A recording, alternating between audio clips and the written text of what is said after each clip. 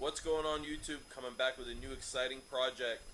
How many of y'all have a particular vehicle that you like, but when you wash it and wax it, you end up looking at it and you're like, man, this black trim looks horrible, or Child's Power Wheels that sat outside too long, still run, still viable, just the sun has completely baked the plastic to where it just doesn't look right.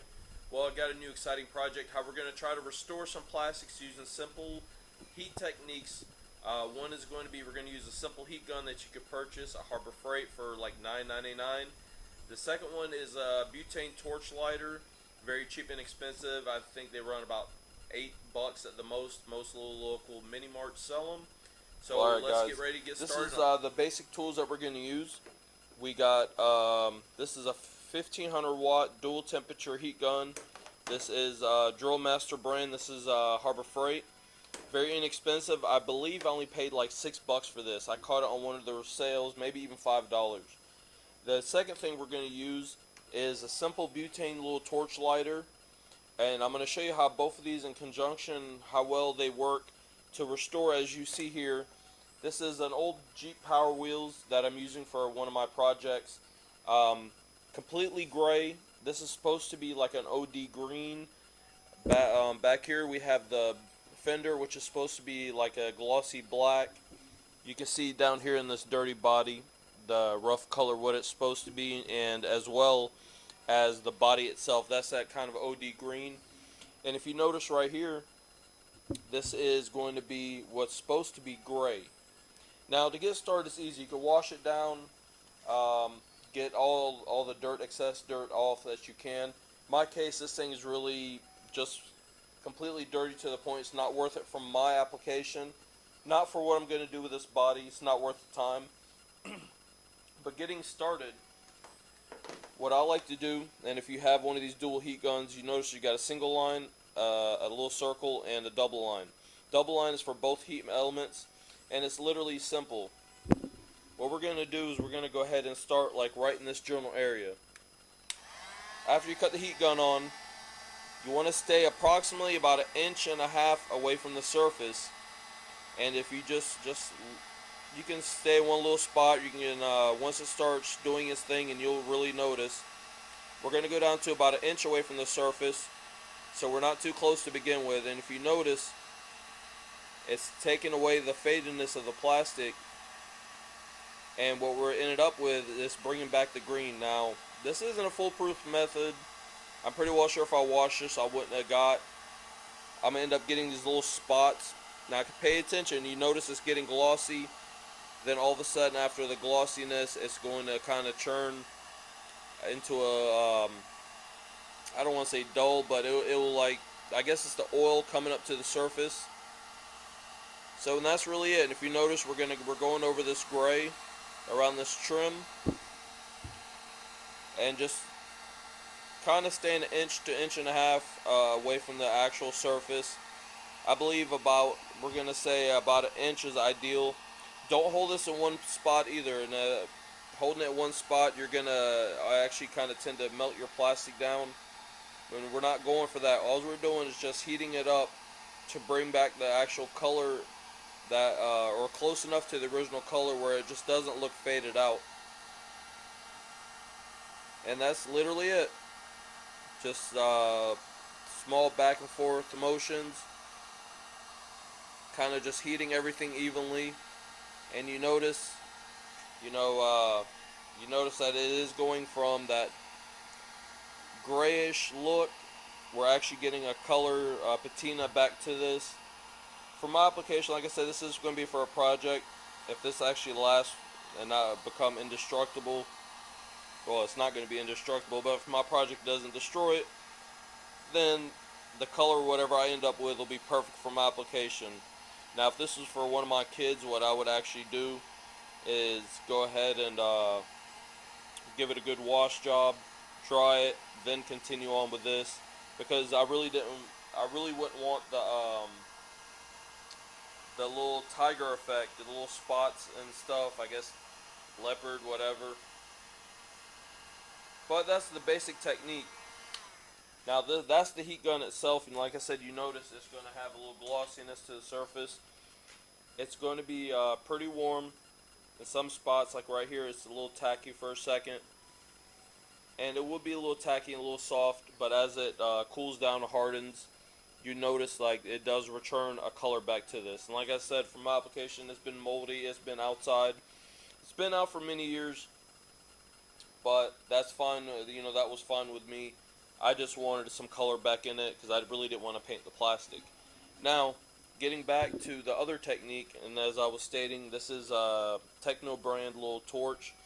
Eagle's another good one if you can find them. They're actually a little bit better brand. But for smaller areas, hard to get to areas, that's simple as that. Just really, you could use this for smaller detail touch-ups. If you notice, keep the flame. This one's going to be approximately 2 inches away. And the reason is that because if you don't want to start melting your plastic, you just want to heat it up. Now, I don't recommend doing this for large jobs.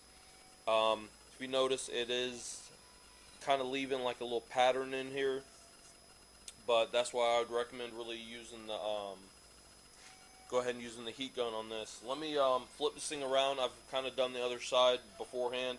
Let me show you what you really end up with. In frame. Now, what I was stating was for also another purpose of the butane torch. You notice, like right in here, I couldn't really force the hot air to get in there. So what I would do, take that, just run it along.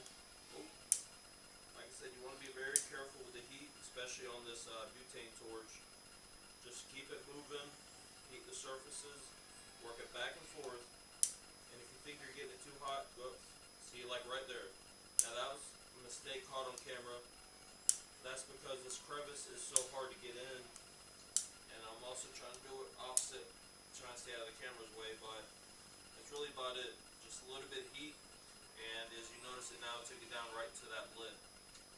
Also, if you kind of notice, it doesn't exactly, on this particular thing, was so old, it didn't really make it completely solid. Now I've seen other results. There's different tips you can put on your heat gun. Probably distribute the hot air a little bit better than just the open single whatever tip that comes with it. But at least that I've taken it from a gray all the way around and actually gave it some decent color. Also, something else to note is with the little torch gun, let's see if I can show down here. You notice like these hard to get areas. Once you kind of figure out where your heat's at, because like I said, it's going to be about 2 inches away to keep it safe without really burning your plastics. Just work it little by little areas, keep the heat moving. You notice I can get in here and get this color to change as well. Like I said, the goal was not to have to paint the body. I wasn't really doing this for my kids or anything, so just some natural color from it coming back would be kind of nice. And that's really it, it's just working it around, keeping that flame moving so we don't actually burn the plastics up. But that's really it. Let me see if I can give you all like a kind of an overview of this whole thing. If you notice, this is the right side of it. Everything from the little mirror to the fenders, I had heated everything.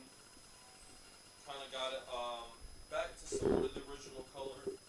Still working on the whole thing, but let me put you guys down without dropping y'all there. And what I'm gonna do is show you this real quick before I let y'all go. If you notice, this is it's a piece that goes on the back of the Jeep. It has like a black metal grating that sits on top. This is just to show you an example how different parts of the plastics, different colors, take the heat and how it looks and reflects back. If you notice on this side, it's the dull, dirty looking side. It's got that whitish tint to it, where this side itself has come back to the silver that it's supposed to be. So what I'm going to do is go ahead and finish this up. I'll try to post a couple pictures of it fully done in the video. It'll be at the very end. You can kind of check out. We're going to end up doing the whole dash. Oh, sorry guys. If you notice, I started playing around with the dash area. Started getting it back that kind of greenish color. For a Jeep, I think it'll look appropriate, but like I said, it's also different reasons how the plastics come back. I believe if you catch this early enough, you're able to keep it rejuvenated on a constant basis, I believe that it will look a lot better than this one. But for a Jeep that's been sitting outside, collecting mold, mildew, everything else, if I can get it back, anything will be good for my project. Well, alright guys, instead of doing a bunch of pictures at the end, what I decided to do is kind of just show you how I came about restoring this entire Power Wheels Jeep. Completely just using a heat gun and a little, what do you call it, a little butane torch. If you notice, the grays, the gray itself came back pretty decent. We got just a couple of gray parts on here. Now if you notice the Jeep itself, the main green has like this like filmy looking green that's on there. Kind of looks like a dark camo style. Now I wanted to keep that. The reason I say that is if you notice, like right here, this is the actual color back of it, and what I figured out through a little trial and error is what it comes down to in order to get this to look like this, what it is, you have to use small sections of heat, and what I mean by that, oh, let me get this, what I mean by that is to as you're heating the plastic with your heat gun, you want to really have two people to do this, especially on large pieces. Now small pieces you might be able to do it with one person. What you do is you're going to heat a small area up, get a very clean rag, get some good shop rags or old t-shirts that you're going to trash, cut them into good sized squares, and what you would do is you would heat the section right here, and as you heat a small area, wipe it. You would heat, wipe, and what it does is like it brings up the oil to the surface, and whatever grime this is that had caused the body to churn, or the plastic to turn different colors, as you're heating it brings up that oil, and when you wipe it, you reveal something just like this here. Now the reason I'm saying this is I've discovered this when I was doing the very front. There's the grill part of this Jeep, is I discovered because I had some spray paint that was on there, and I was heating the spray paint, and I grabbed an old shop rag and I wiped the hot paint right off of it, so it released the spray paint. But what ended up happening was a little area started getting clean. So I kept going with it and realized that's not the effect I want. I wanted to, for this particular build, I want this dull green, kind of like this OD green. I didn't want it real shiny and, you know, like the original body. And that's just preference for me, but I did discover that for the plastics, like even this, you see like there's discoloring here. Definitely on something like this, if you want to get it back pristine condition, give it a good wash job. Wash it with soap and water, let it dry, then start proceeding, because you'll get all the dirt and everything off. And like I said, to restore this back, you would just heat the area and just wipe it with a rag, and make sure you go the same direction continuously. Big pieces like this definitely take a lot of time.